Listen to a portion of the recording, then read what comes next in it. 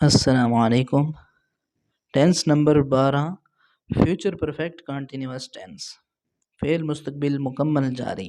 Future मुस्तकबिल perfect मुकम्मल continuous जारी टेंस फ़ेल 12वां टेंस है। तारीफ़ इसकी ये है कि किसी काम का करना या होना आने वाले ज़माने में एक अरसा या मुद्दत से जारी पाया जाए। मसलन वो 1 घंटा से किताब पढ़ रहा होगा, हम मंगल से आपका इंतज़ार कर रहे होंगे। तो देखें, पढ़ना और इंतज़ार करना एक अरसा से जारी हैं, इसलिए फ्यूचर परफेक्ट कंटिन्यूअस टेंस है। अच्छा जी, तो उर्दू जुमले को देखकर कैसे पहचान होगी कि ये फ्यूचर परफेक्ट कंटिन्यूअस टेंस है? तो उर्दू फ़िक्रे के आखिर में रहा होगा, रही होगी, रहे होंगे प्लस अरसा या मुद्दत, यानी रहा होगा, रही होगी, रहे होंगे। सिर्फ इसको आपने नहीं देखना, इसके साथ अरसा या मुद्दत भी हो, जैसे 1 घंटा से, मंगल से, किसी सन से या महीने से, इस तरह का अरसा या मुद्दत साथ होगी और साथ रहा होगा वगैरह ये लफ्ज़ भी होगा, तो फिर समझ आ जाएगा कि ये फ्यूचर परफेक्ट कंटिन्यूअस टेंस है। फ्यूचर परफेक्ट कंटिन्यूअस टेंस के सादा जुमला बनाने का तरीका ये है कि सबसे पहले सब्जेक्ट लगाएंगे, उसके बाद हेल्पिंग वर्ब इसके विल हैव बीन या शैल हैव बीन है। विल हैव बीन लगेगा या शैल हैव बीन लगेगा दूसरे नंबर पर, और तीसरे नंबर पर इंग फॉर्म होगी, चौथे नंबर पर ऑब्जेक्ट होगा, और पांचवें नंबर पर इसमें सिंस या फार का इस्तेमाल होगा। तो आई और वी फर्स्ट पर्सन, इनके साथ शैल हैव बीन का इस्तेमाल होगा, और बाकी सब के साथ विल हैव बीन का इस्तेमाल होगा। ही, शी, इट, यू, दे, वाहिद नाम या जमा नाम, सब के साथ विल हैव बीन लगेगा। वो 1 घंटा से किताब पढ़ रहा होगा, सबसे पहले सब्जेक्ट लगाया ही, उसके बाद विल हैव बीन लगाया, उसके बाद इंग फॉर्म, उसके बाद ऑब्जेक्ट है आ बुक, उसके बाद फार का इस्तेमाल हुआ है क्योंकि ये 1 घंटा इसकी इस लफ्ज़ की जमा बन सकती है, इसलिए इसके साथ फार लगाया। He will have been reading a book for an hour, हम मंगल से आपका इंतज़ार कर रहे होंगे। We shall have been waiting for you since Tuesday, वो 2 हफ्तों से बुखार में मुब्तला होगा। He will have been suffering from fever for 2 weeks. अच्छा जी, तो सिंस या फार में से कौन किसके साथ लगेगा? तो ये कुलिया है जी, याद कर लें कि जिस लफ्ज़ की जमा नहीं बन सकती उसके साथ सिंस इस्तेमाल होता है, और जिस लफ्ज़ की जमा बन सकती है उसके साथ फार इस्तेमाल होता है।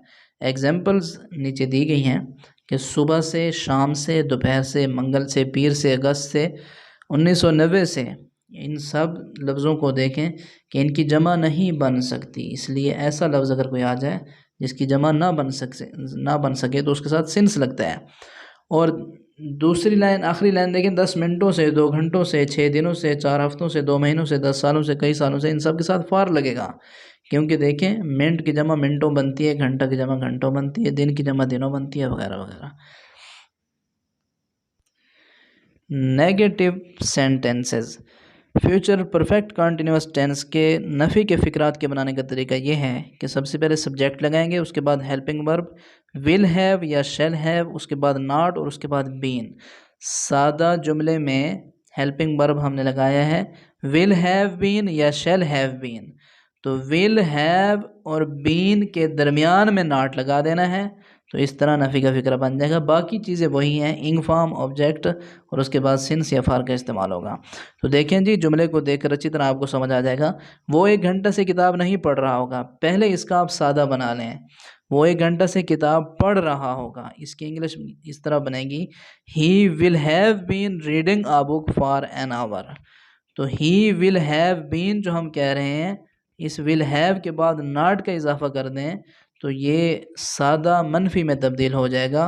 वो 1 घंटे से किताब नहीं पढ़ रहा होगा, इसकी इंग्लिश बन जाएगी he will have not been reading a book for an hour. दूसरा जुमला है हम मंगल से आपका इंतज़ार नहीं कर रहे होंगे, पहले इसका सादा बना के देख लें, हम मंगल से आपका इंतज़ार कर रहे होंगे, इसकी इंग्लिश आएगी we shall have been waiting for you since Tuesday. अब हम मंगल से आपका इंतज़ार नहीं कर रहे होंगे, तो इसकी इंग्लिश बन जाएगी we shall have not been waiting for you since Tuesday. वो 2 हफ्तों से बुखार में मुब्तला नहीं होगा, he will have not been suffering from fever for 2 weeks.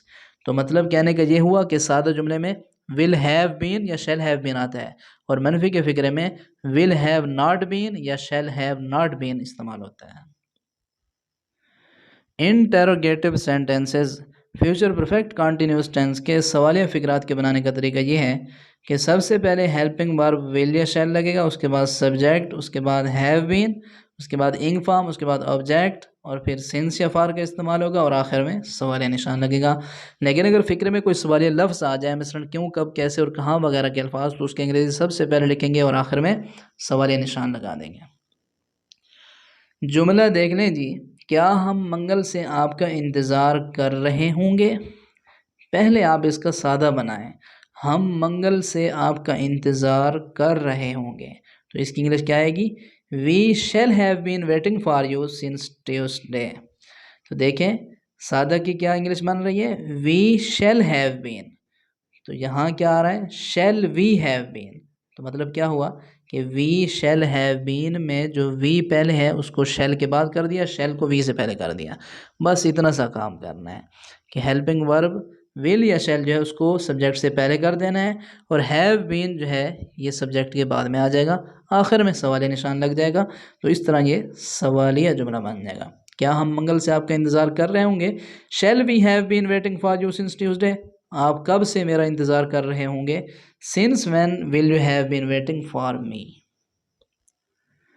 12 tenses हमारे पूरे हो गए हैं।